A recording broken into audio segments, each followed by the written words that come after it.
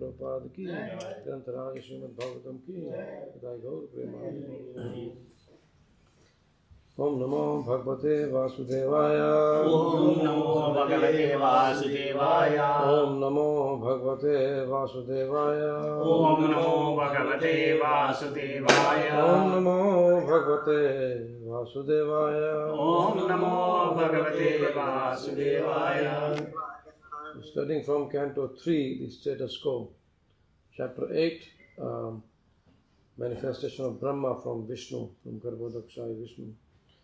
Text 16, 17 and 18.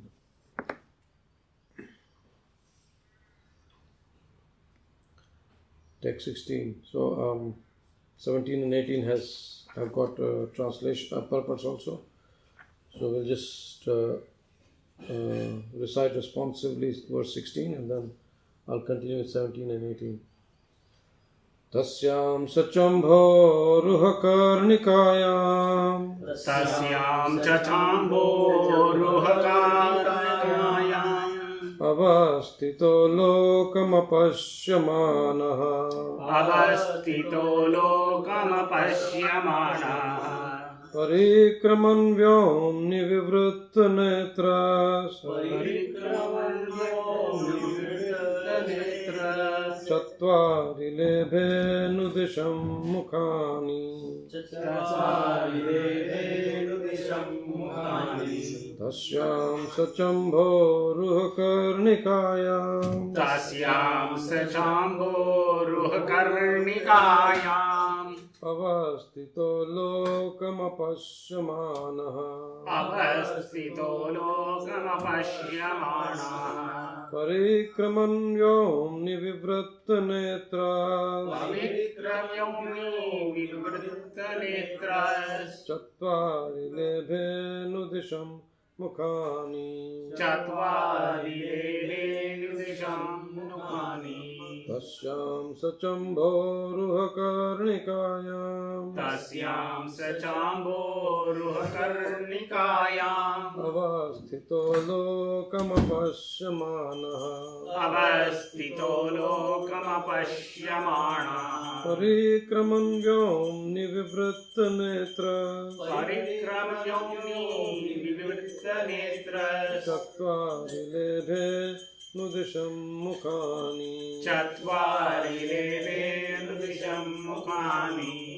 Syam, in that, Nanda cha, cha and Brahmā amba, water, ruha karnikayam, Ruhakarnikayam whole of the lotus, whorl of the lotus avasthitaha, avastita being situated, being situated lokam, the world, in the world apashyamanaha, apashyamanaha without being able to see, without being able to see parikraman, parikraman circumambulating, circumambulated vyomni, yomni in space, in space vivratta netraha, vivratta netraha while moving the eyes, while moving the eye chatvari, chatvari four, lebhe, achieved, achieved anudisham, anudisham in terms of direction, in terms of direction mukhani, mukhani heads. head Translation by Srila Prabhupada ki jai. jai Brahma, born out of the lotus flower, could not see the world, although he was situated in the whole. He therefore circumambulated all of space, and while moving his eyes in all directions, he achieved four heads in terms of the four directions. What happens to us if this happens? Four heads. Text 17.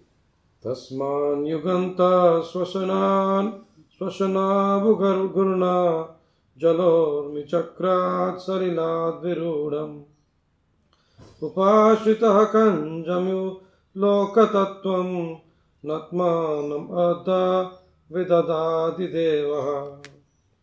Lord Brahma, situated in that lotus, could not perfectly understand the creation, the lotus, or himself. At the end of the millennium, the air of devastation began to move the water and the lotus in great circular waves. Purport. But Brahma was perplexed about his creation, the lotus, and the world, even though he tried to understand them for 1 millennium, which is beyond calculation in the solar years of human beings.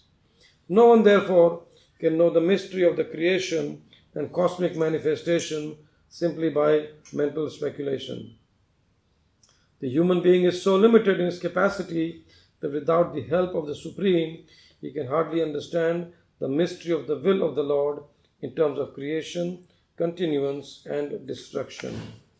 Text 18.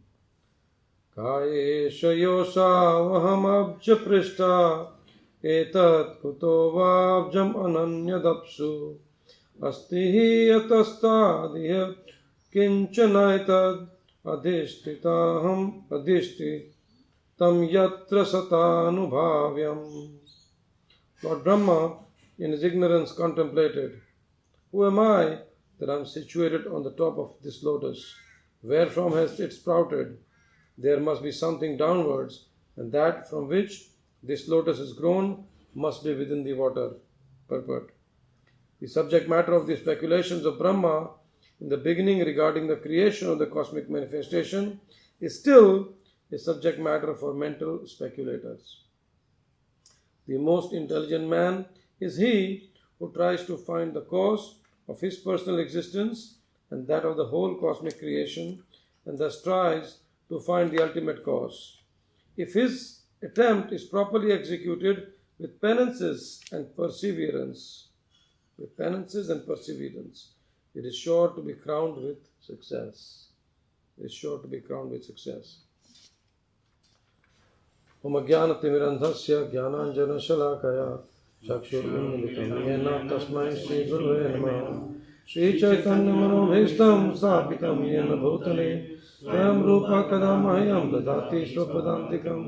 वन्देऽहं श्रीगुरो श्रीयुतपदकमलं श्रीगुरुन् वैष्णवांश्च श्रीरूपं साग्रजातं सगण रघुनाथान्वितं तं सजीवं साद्वैतं सावधूतं परिजनसहितं कृष्णचैतन्यदेवं Shri Radha कृष्णपादान् सगण Lalita श्रीविशाखान्वितांश्च।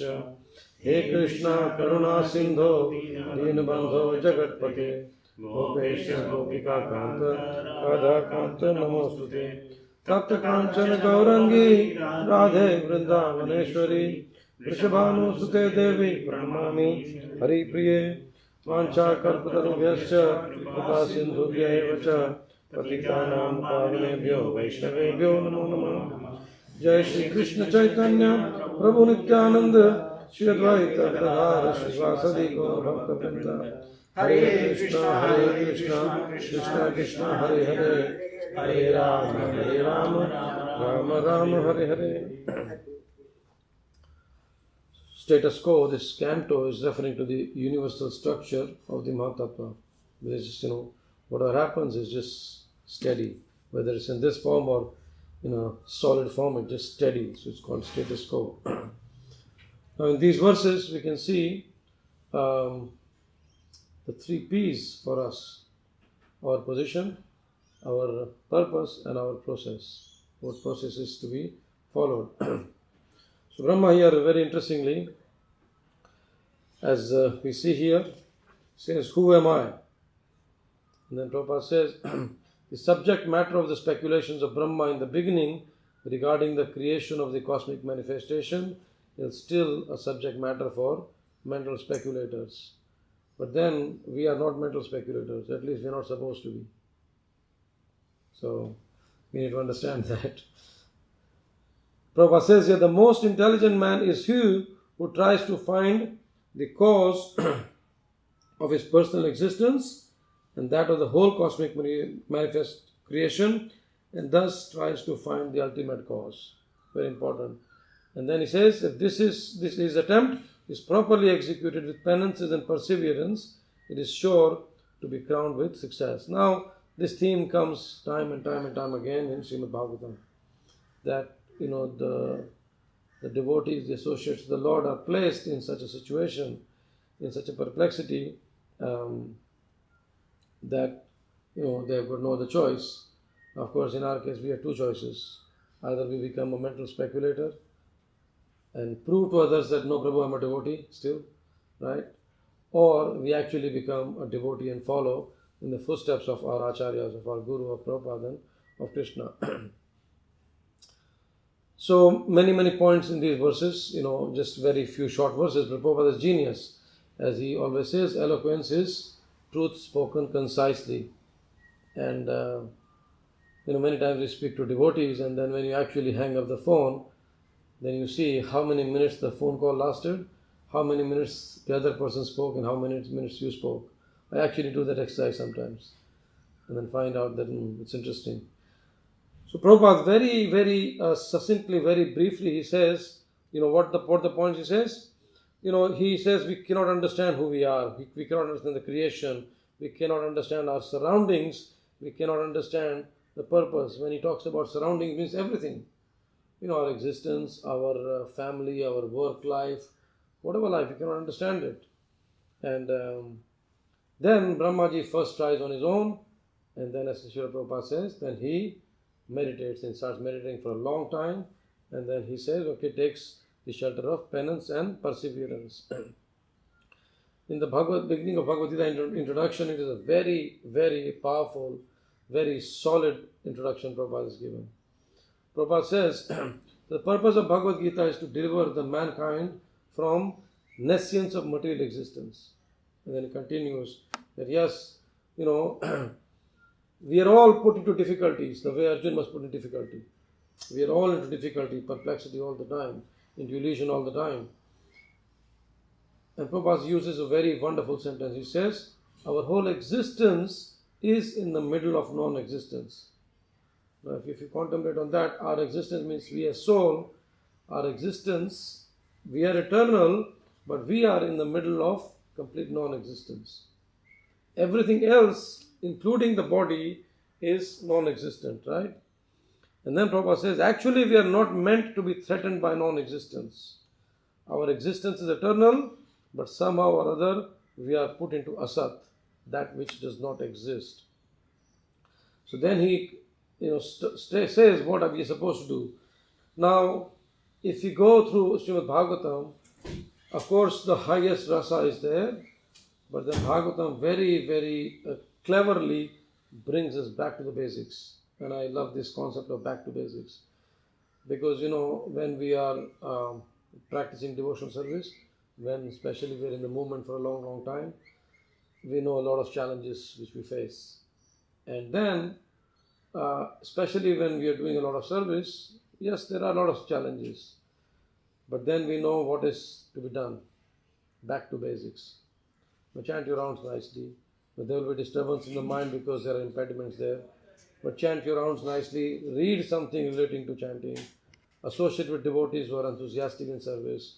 And these are the basic principles which are given to us. So that's what we do. And then, time and time again, we start contemplating, we start asking questions. And Prabhupada said that human life begins from such inquiry, right? Atato Brahma Jigyasa, we heard that many, many, many times. Prabhu, why are you repeating the same thing again? But then, that is our job. Prabhupada, one devotee asked Prabhupada, you have told us 10,000 times that you are not the body. Prabhupada said, yes, you have still not understood that. The same thing happens here, back to basics. As we see, when our existence, eternal existence in the middle of non-existence, are we seeing Krishna anywhere, everywhere? We'll see, in due course here, that what is important or what we have to guard against for us now at this stage is not important at all when we progress in devotional life. Very important to note that what we're guarding against, in the beginning, you think of, okay, Prabhu, 4 regulatory principles, you have to give up this and all that. After some time, you don't even think about that, right? Then you think more chanting and more hearing. Then the life goes on, and then you see, okay, what is more important now? We'll see how it goes. Now, in one of the verses, purports in the next chapter, Prabhupada very interestingly delineates how or in what situation our existence is, right? Prabhupada very nicely he describes that we are surrounded by the painful life of Kali Yuga existence. Painful life of Kali Yuga existence, right? In Australia, we don't feel that painful life, Prabhus, because everything is nicely, camouflaged, right? Nicely camouflaged. Whatever we do, you go to a big factory, it's nice. You go to a big hospital, it's nice. You go to a big morgue. What do they call morgue? No, not the morgue. I mean the place where the funeral happens. What do they call? No, it's something else also. Like how jails they call corrective centers. No, it's something of very nice name. It's some station they call it. Okay. So everything is camouflaged here. So Prabhupada says most of the people are engaged during the daytime in big factories, involving heavy machinery and producing goods, that which no one requires. There are people who are involved, very fiercely in marketing those goods. And there are people who, without knowing the purpose of life, they want these goods. So we are surrounded by all these people. Just imagine, Prabhupada calls that factory means hell. The story of the miners, right? They say everything is there, but there's no newspaper. But they don't know that this is hell. So Prabhupada says factory is another name for hell. And then what Prabhupada says the same people do in the night is that to remove their so-called fatigue or tiredness, they indulge in wine and women. And even then, because their senses are so tired, they cannot sleep. Of course, they are always indulging in these things. And second thing is the tension doesn't allow them to sleep. So they have, anxious days and sleepless nights. And my friends, my devotee friends, we are surrounded by people like that. So Brahmaji here, he's sitting on the bowl of the lotus, right? He has got the desire to create, but he doesn't have the ability. So do we. We have so many desires, but we do not have the ability, right? Now, Brahma could not understand his surroundings, and so is our same position. And what does Brahma do? So he wants to get the understanding, then he goes down. He says, okay, let me go down the stem in the water and find out. And then Brahma encounters the chakra of the Lord in the form of time which is devastating, right? You can see that there's the air of devastation going on, the wind of devastation going on, and the water has of course dried up, but the lotus is circling around. So Brahma says, no, I don't want to be here. And then he goes up again and then sits, and then he starts meditating. So this is our position, that on our own we cannot do anything. And that's what Prabhupada says, mental speculators. And as devotees also, we're not supposed to be mental speculators. Everything has been given to us in the scriptures. Vishigorataaya Bhagwan ki, Jagat Guru Srila Prabhupada ki. So Prabhupada says here, it is crowned, once Brahma takes the shelter of penance and perseverance, Prabhupada says, if his attempt is properly executed with penances and perseverance, it is sure to be crowned with success, right? So when we, instead of using our own attempt to understand things, if we attempt in devotional service, we will be meeting with success. So then our position, as we know, is that yes, on our own we cannot meet with success, because we are surrounded with very adverse challenges.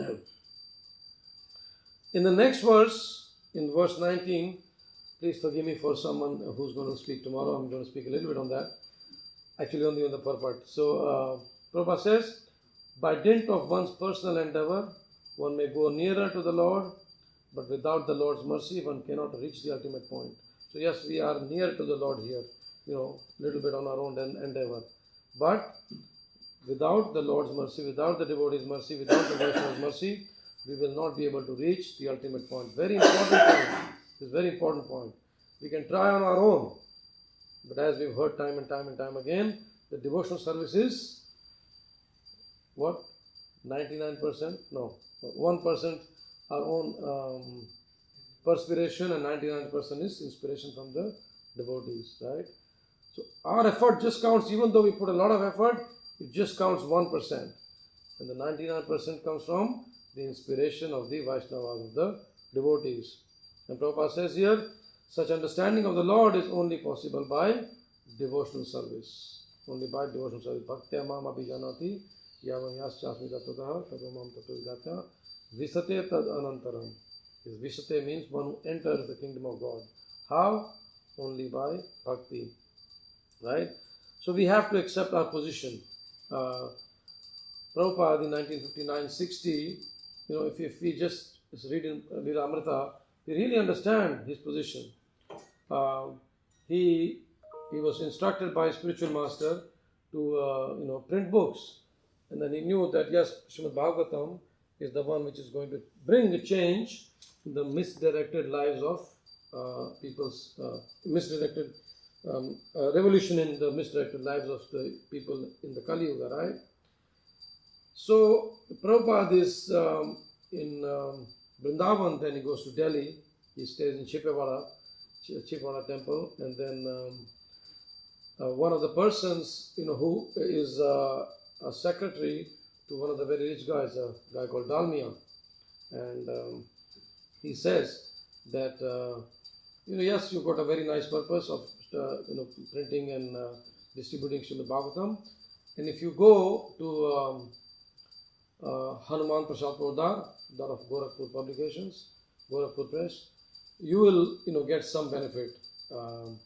And I will also speak to my boss, Mr. Dalmia, and he'll give you some donation. So Prabhupada goes and meets Mr. Dalmia, and then he gives him a donation of 4,000 rupees, right? And then he goes to this person who was secretary of Dalmia. Now this person also owns his own press. Right? That's his side business that he does after hours. So he says, yes, I can print Bhagavatam for you, but the cost will be 7,000 rupees. So he has got 4,000 rupees, right? Then he goes to Gorakhpur. Now before he gets this 4,000 rupees donation, he goes to Gorakhpur to meet Hanumat Prasad Poddar. Radha Govinda Maharaj in his lectures, he very affectionately calls him Bhaiji. Because he was very also favorable to Prabhupada. And even, like now his company prints just devotional books. Of course, they're different, paths, but they're still only printing devotional books. It's called Gorakhpur Press. If you go anywhere in North India, Gorakhpur Press is very famous. So when Prabhupada is going to Gorakhpur, he's got very few rupees with him. And he keeps a diary that, so much rupees spent on the train fare, so much rupees spent on the rickshaw fare, everything. And then he just calculates how much for return fare. I need to have that much money. If Poddar doesn't give me any money. So of course Prabhupada has the return fare. And then Poddar says, yes, I can help you. He doesn't give any donation. He says, yes, later on you come to me, I can print it for you. So then Prabhupada comes back to Delhi, and then he starts getting, after he gets a donation from Mr. Dalmia, he starts getting the Bhagavatam printed. In those days in India, the press was having a nice system where you can print as many volumes as you want, as many copies as you want. The cost will be X, but they will charge you, or you can pay only what you take. So I think Prabhupada has printed 100 copies of first volume or something, and then so you just see how Prabhupada's life is. He was in a position where he was not getting any younger physically in this body. He was translating, he was typing the manuscript, he was getting it proofread. Now proofreading means once it is typeset, it will come back to him, he will check the mistakes, bring it back, and the third time he will check it again, right? At the same time, he's making sure that the money is enough, he's making sure that the distribution is going on. Just imagine yourself putting in this situation, Prabhu, in this position. That everything you have to do it on your own, and the place where he was living was not the best. It was a crowded temple where other residents were living. He had a small room, and then he had to walk all the way through Chandni Chowk to go to the press, sit with the printer, But luckily for him, he found all these nice people who helped him. So 100 copies were printed of first volume, and then Prabhupada at the same time will have to go. Now you have to understand that Prabhupada knew his position. He said, the person who is printing my books is not interested in pushing me. Dalmia, he says, okay, it's a nice thing, I've given you some money. The person, there's a little boy who used to carry the manuscripts, up and down, Prabhupada's quarters and the press. So, he's just doing a job, right? The people who are buying, they're saying, okay, just I'm doing a good deed by helping the sadhu. But Prabhupada's mission was to follow the order of his Guru Maharaj and to save the entire humanity, including all of us. Now we have to understand this. The difficulty which he went through, the frustrations which he went through. But for Prabhupada, the transcendental frustration and the transcendental pleasure of seeing the books coming out was the same. All he was doing is just following the orders of his Guru. So this is what we have to understand. The position doesn't mean our nice comfort zone on whatever number so and so street and the suburb. That doesn't mean that. We need to understand that this is what our position is, that we need to move on with the service of not only following in the mission but also propagating the mission. I'm looking at the time also, I'm very conscious. Prabhupada in the 5th canto also, in the story of King Priyavrata, very nicely he explains. I'm going to read that, but before that we'll just go through Priyavrata's story. Priyavrata is interesting. He is, one of the, even though he's not one of the Prajapatis, but he's been asked to, live a Grihastha life and procreate and just, continue with the, humanity. So Priyavrata, of course, he's a wonderful, he's an amazing devotee of the Lord, and he wants to just spend his time in devotional service, right? But the need of the hour is something different. So Narad Muni comes and he explains him the devotional service, the process of devotional service, and when he hears that, he wants to continue his devotional service. But then he's also asked, does Brahma ask him or does Narad Muni ask him? Brahma asks him, right? So, Brahma comes and Brahmaji asks him to leave the devotional service and get back into the ruling of the kingdom. Right? And he says, no, don't take sannyas. You have to get back into your grihastha life. And Priyavrata very nicely, he's you have to see the culture also. The Priyavrata Maharaj, he's not only just not saying, okay, I'm not going to listen to you because I've got a better path, right? But he very nicely and conscientiously asks the question that what will happen to my devotional service if I go back to rule the kingdom? Very interesting, Like we see the Krishna consciousness is not only the philosophy, there's the lifestyle, there's the culture also, right? So we see Priyavrata Maharaj asking that, okay, what will happen to my devotional service? And then Prabhupada writes very nicely here in the purport. He says, Prabhupada writes here, similarly, being completely surrendered to the Supreme Personality of Godhead, we should not aspire for happiness or regret distress. We must be satisfied with the position allotted to us by the Lord. So King Priyavrata is willing to now accept the position because Brahmaji, a senior devotee, a senior Vaishnava, has asked him to do that. So Prabhupada said, we must be satisfied with the position allotted to us by the Lord. We should follow the path of devotional service and not be dissatisfied with the happiness and distress he is given. In conclusion, therefore, we must be satisfied in whatever position we have been put into by the Supreme Personality of Godhead, and we should try to engage ourselves in his devotional service.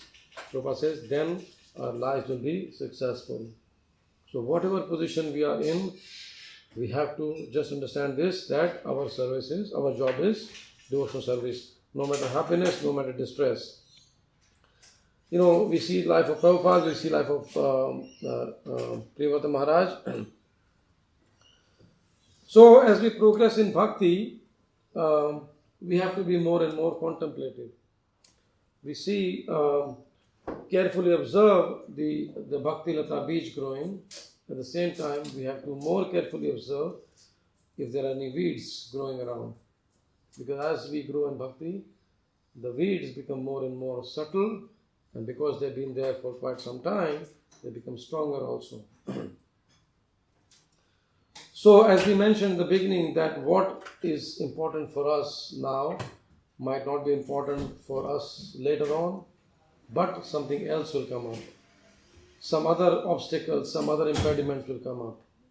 Now for us, what we call a sinful activity, what do you think what is the definition of a sinful activity? What is the definition of a sinful activity as of now for us? Anyone, Prabhu? Going against the Vedic injunction, right? For us, simple. When Vedas, the scriptures tell us this. If you go against that, that is sinful activity, right? We are not supposed to, do the 4 things. Not gamble, not, no meat eating, not intoxication, no illicit sex. Yes, so those 4 things are against the Vedic injunctions. So we don't do that. As of now, that's that, and follow the 4, the other Parvati marks, right? But when we grow in our spiritual life, these actions also become important. The discrimination of the actions. Then it just not is what is mentioned in the Vedic scriptures. It is what is pleasing to Krishna, right? So it doesn't matter whether we are going against the Vedic injunction or we are strictly following the Vedic injunctions. The benchmark is, are we pleasing the Lord? Are we pleasing Lord Krishna?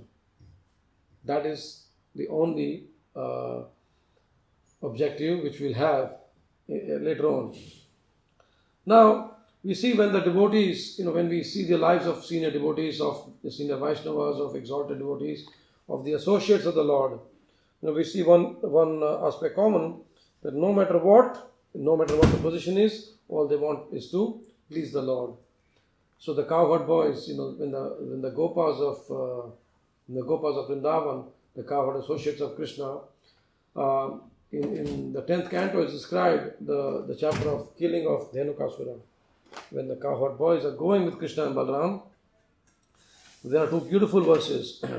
And here, Sanatana Goswami makes this distinction. So, text 17 of chapter 15. Pada samvahanam chakru kechitasya mahatmanah aparehat papamano vyajayna samavijayan. So Sanatana Goswami says Hatha Papamano. Hatha Papamano means someone who has overcome the sinful reactions, right? Now sinful reactions are not the ones, Sanatana Goswami clarifies, are the ones which are accumulated because of not following the Vedic injunctions. He said at that level, anything which is not done to please Krishna is called Hatha Papa, is called a Papa, is called sinful. So these cowherd boys have overcome the sinful reactions. So everything what they are doing is to please Krishna, right? So what they are doing is they were now fanning the Lord, right? They're fanning the Lord. And after they fan, of course we know that in the past times, they play games. They play games as equals. They play games sometimes as superior of Krishna. But this is the Leela going on. And these people are already at that stage where all they are doing, everything is to just please Krishna. The next verse is also a very wonderful verse, one of my favorite verses, where we see how Sukadeva Goswami tells us what to do anything, especially Kirtan. So in the next verse, once they are fanning the Lord, Sukadeva Goswami says, Anyetad anurupani. I think we'll repeat this verse. Anyetad anurupani. It's 10, 15, 18. But by the time we go to that verse, I think I'll have finished. Anyetad anurupani. Manogyani mahatmanaha. Manogyani mahatmanaha. Gayanti sma maharaja. Gayanti sma maharaja. Sneha klinnadhiyah shane.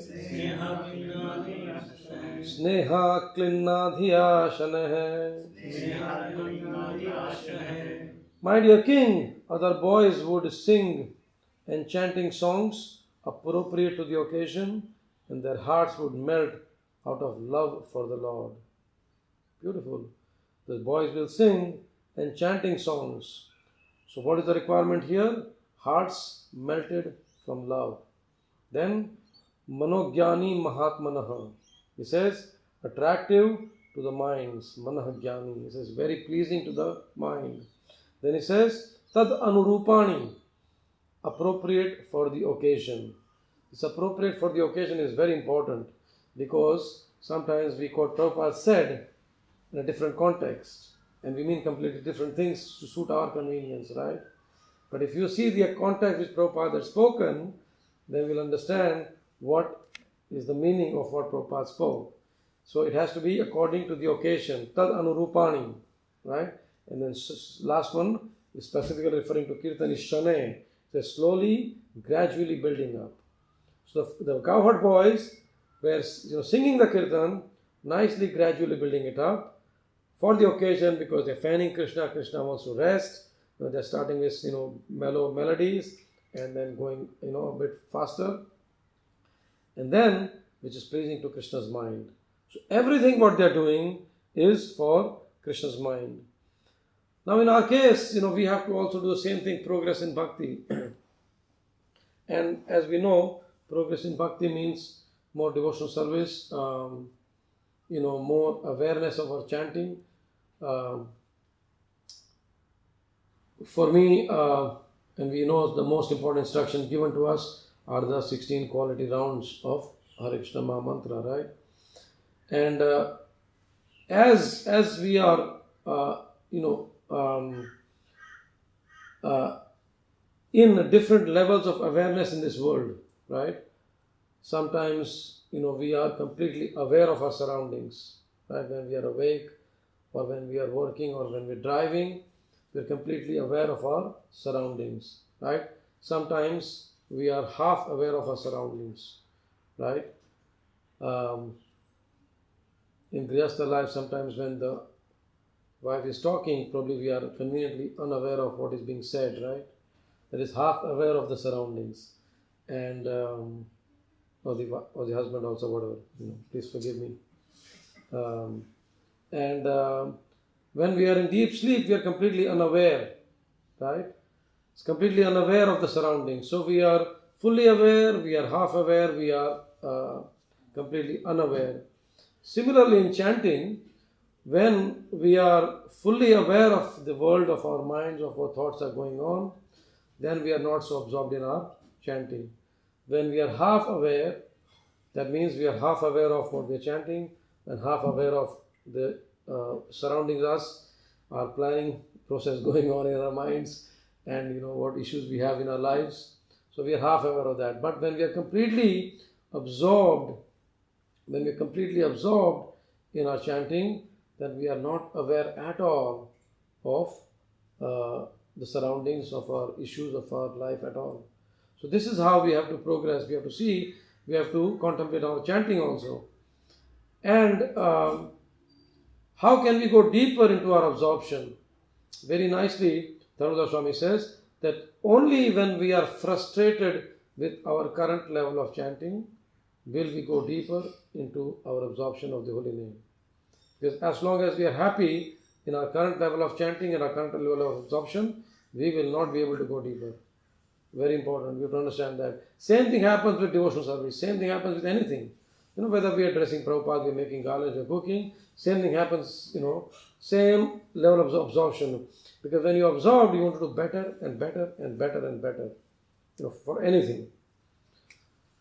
And then when we come to that level of, really trying hard to go deeper into our relationship with the Lord, then what we do is we seek just a drop of mercy, right? Krishna, just give me one drop of mercy. And even that asking the drop of mercy is a very humbling experience. It's a very interesting experience. How many of us have heard this phrase called a drop of mercy? Yes, all of us. A drop of mercy, all of us here. So when you actually think about that also, then it's a very humbling experience in the sense that just a drop of mercy means I'm so low, I'm so fallen that I only deserve a drop. That's all I deserve. I do not deserve anything else. Right? Ma thodi si bhiksha de de. Baba thodi si bhiksha de. Just a little bit. So just a drop is that what we deserve. But then on the other hand, we see how great is Krishna, that even one drop of his mercy means success for us. Even one drop of mercy means success for us. And that is the process we have to follow. That yes, as one of the evangelists, Andy Stanley, says, deeper and wider. So in our movement also, we can go wider, right? We can go into Harinams and distribute a lot of books, this and all that. But then can we go deeper with the same number of people? No, we cannot, right? We can go deeper with only selected number of people, who come back to us with their inquiries. Right? We can go wider. So same way, in our sadhana, we can try to do many, many things, but at the same time, as far as the chanting is going, as far as the service to Guru is going, as far as study is going, we have to really go deeper, deeper, deeper. So we have to go wider and we have to go deeper. So how do we do that? So the process is there, we know the position, the purpose, that yes, we need to be, we can come nearer to the Lord with our own endeavor, but for coming to the ultimate point, we need the ultimate mercy and we have to follow the process, right? So on an individual basis and a collective basis as a community, we can do different sankalpas on different occasions. So individually we do different sankalpas, right? Yes, I'm going to chant so many rounds, 16 rounds on these, on festival days I'm going to chant more rounds or read more. Many devotees I know, when they have holidays, midweek holidays, they chant 64 rounds. they switch off all the communication channels and they just focus on the holy name, like that. So we take individual sankalpa. As collective, as a community, we take a collective sankalpa. Like, with the kind grace of Mukund Kumar Prabhu, Ramanu Prabhu and them, we did a sankalpa of distributing 100 sets of 125 books of Prabhupada. Now that, if you read that 12,500 books, wow, that's like, no one can even think of. But once you take the sankalpa, then, the empowerment happens, right? And then easily we could distribute 50 sets on Nityam. Actually more than 50 sets, because we are short of stock, we didn't distribute more. But, if we have this collective sankalpa, so this is what we should do. Individually, we should have higher and higher goals, and collectively also we should have higher and higher goals. And then we will see, of course, keeping in mind that we don't fry out each other. That will be very important. We have to keep note of that. Otherwise, we'll become impersonalists. We don't want that. But we have to understand that, yes, everyone, according to their own levels, they are flying in the sky. So, with this way, we will know our position, we will know the purpose of why we are here, and we will know the process with which we can achieve the ultimate goal. So, thank you very much. Srila Prabhupada ki Jai, Jalantaraj Srimad-Bhagavatam ki Jai. Any questions or comments, Prabhu's, Mataji's?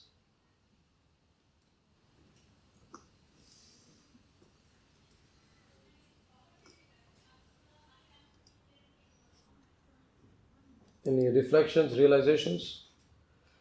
Is it Maya strong or devotional service is strong, Prabhu? Because most of the time we are in the outside of devotional service. When we are doing devotional service, we have a ecstasy and we have a enthusiasm and everything. Once devotional service is finished and we go to our regular things, again we forget devotional service. When you connect it to the devotional service, we feel so, much pleasure and happy. So yes, very good question too. Is Maya strong or devotional service strong? Of course, devotional service is strong, as we know, but depends on which position we are in, where we are in, right? Right now, because we are not that strong, it's better that we remain in association of devotees. We do more and more devotional service in association with devotees. Once devotees come to that stage where they don't need inspiration, then they inspire others, right? So then you don't need to worry about. Of course, as Prabhupada says, Maya will attack us, all the time. But then also we know that the desires will be coming, but the desires are not very strong. Our spiritual intelligence becomes stronger by then. And again, we have to remember in Bhagavad Gita, Krishna says 5:23 that one has to tolerate the desires till the death, till the end of one's life, till the end of one's body. So desires will come, but they won't be very strong. Our spiritual intelligence will be strong. So by then, we would be you can say that a devotional service has become stronger than Maya, but still we have to be always watchful. As Prabhupada said, the trouble with my disciples is that they're not afraid of Maya enough. So at any stage we have to be afraid of Maya all the time. Of course, then at a later stage, once when we start speaking of the Goswamis, all of them, then they are at a very different level. They are under the divine shelter of Krishna, and if Maya is acting, it's just acting to help them in propagating the mission also. Yeah. And one more question too. You're talking about individual and the community. Sometimes We cannot hear the question, Prabhu. Can you repeat it? I will repeat it, Master. Yes. Thank you. when individually we can so much this and that. Community, when we come to the community, sometimes we think about the community also. Then how are we going to understand about individual and community? Each So- is so spiritual. So you mean to say that Advanced. which one you want to give priority, or? No, because we are connected first individual, then a community or family or whatever. Yes. Then to grow ourselves in the devotional service. Mm-hmm. So, the question is that, whether we take care of our own devotional service first and then the community service, you mean something like that? To grow more. To grow, to progress, yeah. Progress. Yeah. Then the community, how it will help? Or So- community, what is the responsibility, what is the duty of the community? Like, So community is nothing but made of individuals, yeah. right? So if we assist, sorry Mata, the question is that, there's an individual growth in devotional service, there's community growth in devotional service. How can an individual contribute also? I'll just, Community. yeah, and then how can the community help the individual, right? That's the question. So the answer is that the community is made of individuals, and if we inspire people who are surrounding us in devotional service, you have to be very intelligent for that, right? Because it is very difficult to preach to the family. You understand that? So, ghar ki murgi dal barabar. That's what they say. That everyone takes you for granted, right? So, but at the same time, the community should care for the individual. Not that the individual has given all life for the community, and the community neglects the individual. So it is a simultaneous growth.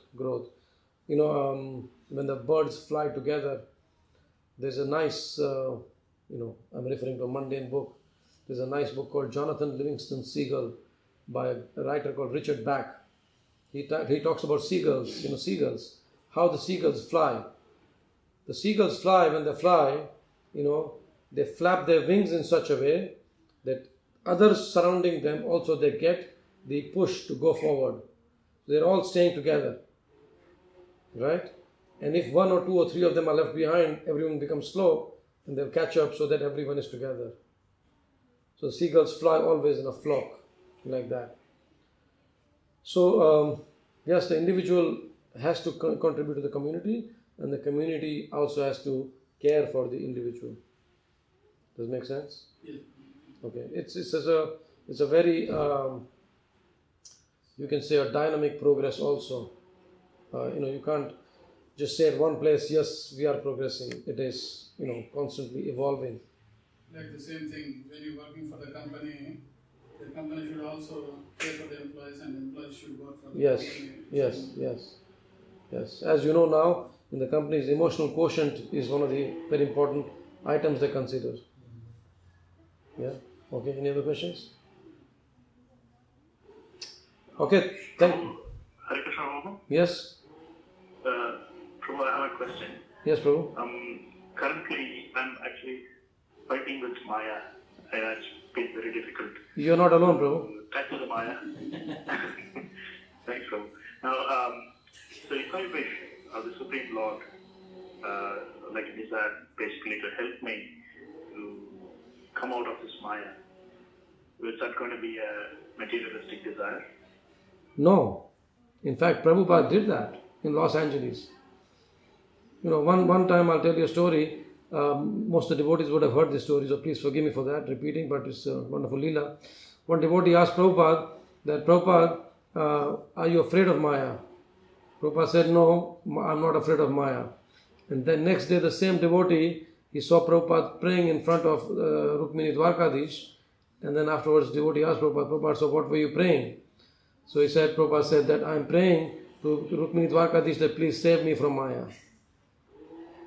So if we pray to the Lord to save us, and we should actually do that all the time, Prabhu. This prayer is a very powerful weapon. Yeah. So yes, that is we should do that all the time. That Krishna, please help me out. Please help me. Please save me from Maya. Please engage me in devotional service. Please accept me. This is what we do when we chant. Yeah, helps you, Prabhu?